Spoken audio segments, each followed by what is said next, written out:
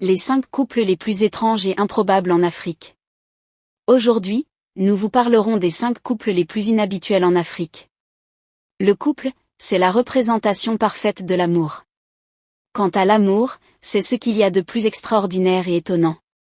En effet, rien que par amour, des gens sont prêts à faire des choses incroyables comme se mettre avec des personnes surprenantes.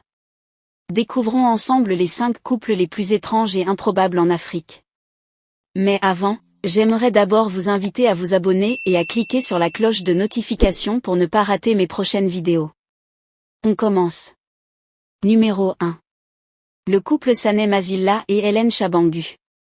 En 2014, un couple en Afrique du Sud avait fait battre un record particulier dans l'histoire du mariage. Une femme et un homme, ou disons, un enfant, s'étaient officiellement mariés malgré l'écart d'âge de 53 ans qui les sépare.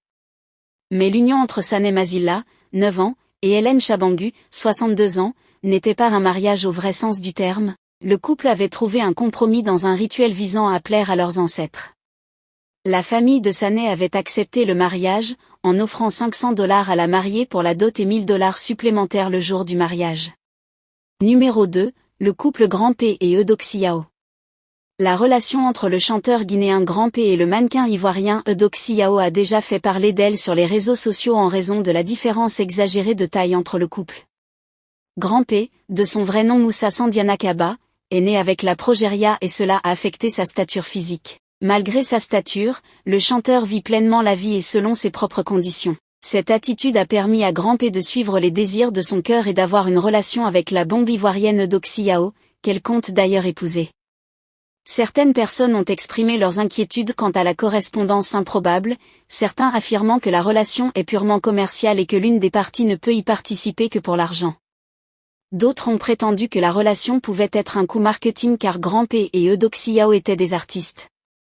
Cependant, Eudoxie Yao n'hésite pas à déclarer que sa relation avec le musicien est très forte et réelle et que la taille n'a pas d'importance. S'adressant à Instagram, où elle compte plus d'1 million d'abonnés, Eudoxie a écrit « Nous sommes heureux ensemble, et c'est la chose la plus importante ». Numéro 3, le couple Ahmed Muhammad Dor et Safia Abdulé.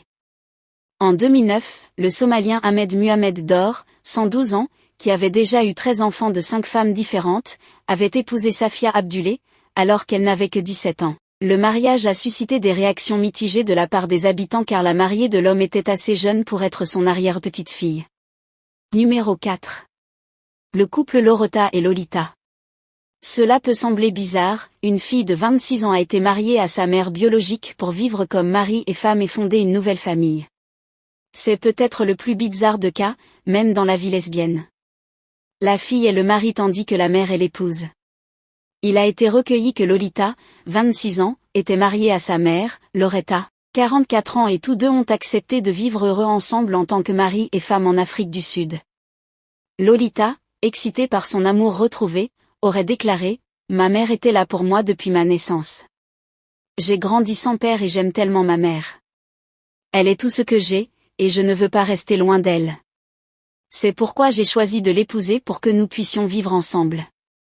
Elle est jeune et sait comment me rendre heureuse au lit. » La mère, Loretta célébrant l'amour, aurait déclaré « Ma fille était prête à quitter la maison si je refusais de l'épouser. Je l'aime tellement et je ferai tout pour la rendre heureuse. » Numéro 5.